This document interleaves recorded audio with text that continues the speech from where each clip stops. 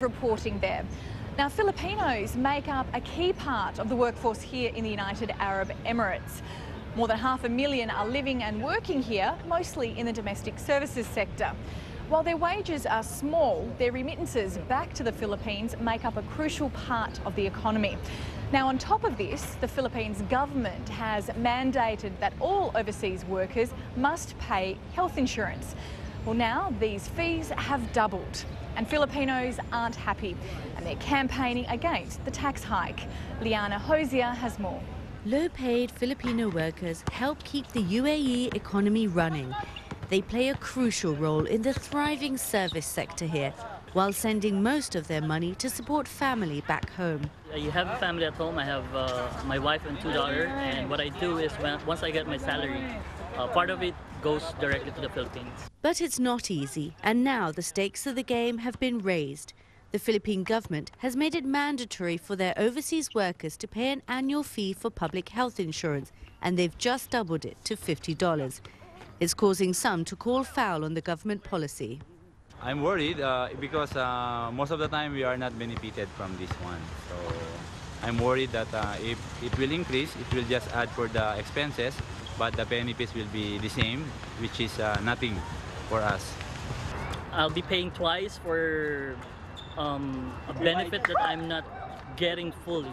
If it's still the same service and they're charging us working abroad, I mean, I think it's a bit too much. Money sent home by Filipino workers accounts for almost 10% of the Philippine economy, and the UAE is one of the most desirable destinations as they can make a good wage. However, some overseas workers feel taken advantage of and believe that the state is just trying to cash in on their success.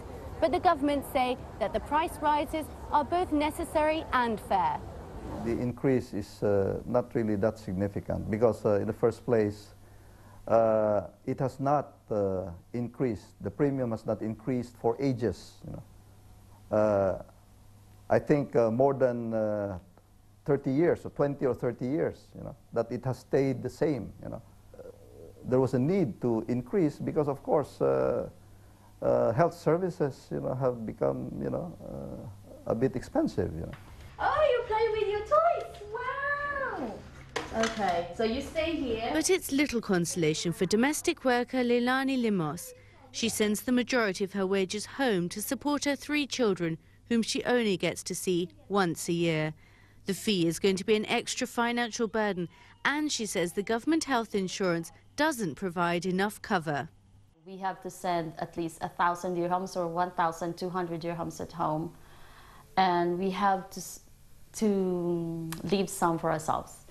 We need money here for our loads, transportation, food, and everything. So, and loans. That's what we do. Have to borrow money. We have to pay that on payday. So we would have to come up with extra. So it's like there's no stopping of paying loans whenever you get sick, whenever you get hospitalized. It's because of these concerns that Filipino migrants in Dubai are meeting to plan what can be done to oppose it.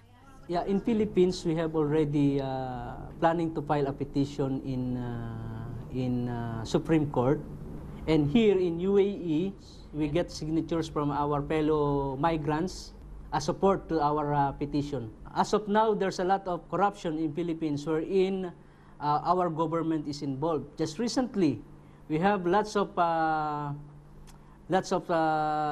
help coming from different countries for Typhoon Nahayan, and we don't know where are those money.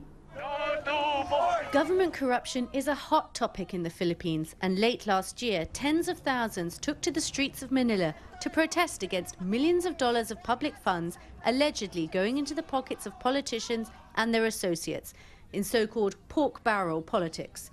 The government still has a long way to go to regain public trust, including from their vital overseas workers. Leana Hosea reporting.